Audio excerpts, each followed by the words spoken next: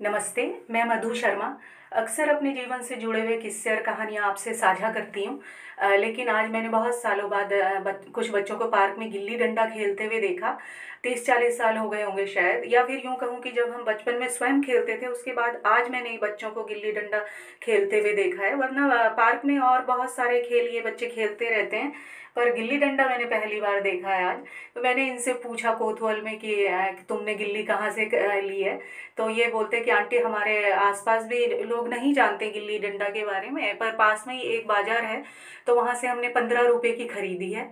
तो मैंने बहुत सारी बातें भी की इन प्यारे प्यारे बच्चों से, और मुझे अपने बचपन के किस्से भी याद आने लगे। सोचा एक किस्सा आपसे भी साझा करूं। हम लोग 9वीं कक्षा में पढ़ते थे और हमारा अर्थशास्त्र का पीरियड था।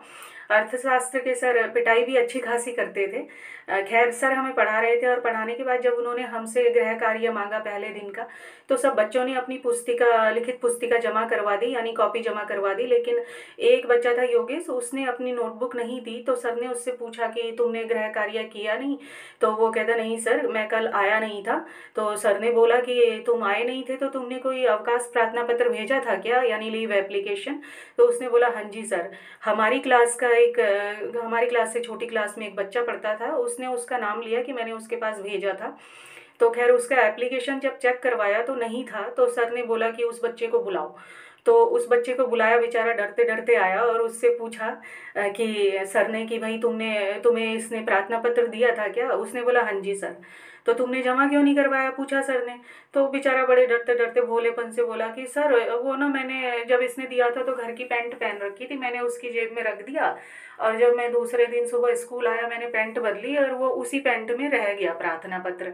तो सर मुस्कुरा दिए, हम भी हंस पड़े, क्योंकि हमें लगा कि अब नहीं पिटाई होगी योगेश की, और वही हुआ भी, योगेश बच गया सौभाग्य से।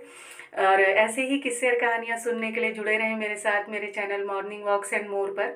चैनल को सब्सक्राइब करके, वीडियो को लाइक और कमेंट करके मुझे ज़रूर बताएं मेरे किस्से आपको कैसे लगते हैं।